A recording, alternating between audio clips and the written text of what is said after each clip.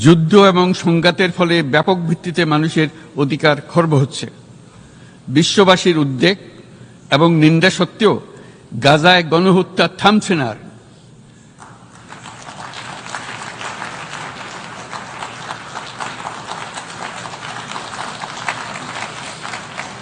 ফিলিস্তিনের মতো বিদ্যমান বাস্তবতা কেবল আরব কিংবা মুসলমানদের জন্যই উদ্বেগজনক নয়, বরং তা সমগ্র মানব জাতির জন্যই উদ্বেগের বিষয়।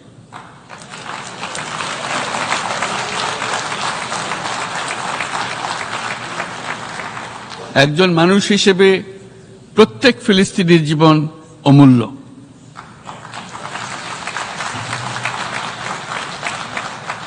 ফিলিস্তিনের জনগণের বিরুদ্ধে যে মানবতা বিরোধী অপরাধ হচ্ছে তার জন্য সংশ্লিষ্ট সকলকে দায়বদ্ধ করতে হবে।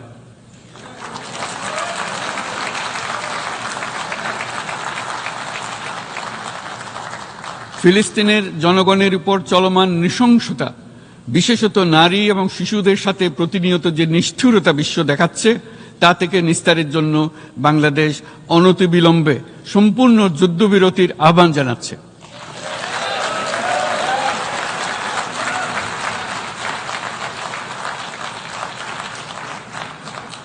দ্বিরাষ্ট্রভিত্তিক সমাধানেই মধ্যপ্রাচ্যে টেকসই শান্তি আনতে পারবে।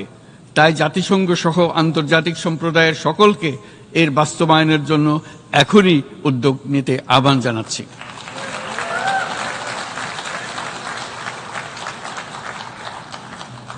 গত 2.5 বছর ধরে ইউক্রেনে চলমান যুদ্ধে বহু মানুষ প্রাণ হারিয়েছে।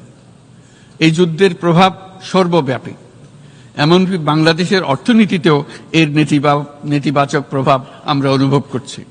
আমরা তাই উভয় পক্ষকে সংলাপে বসে বিরোধ নিরসনের মাধ্যমে যুদ্ধের অবসান ঘটানোর আহ্বান জানাচ্ছি।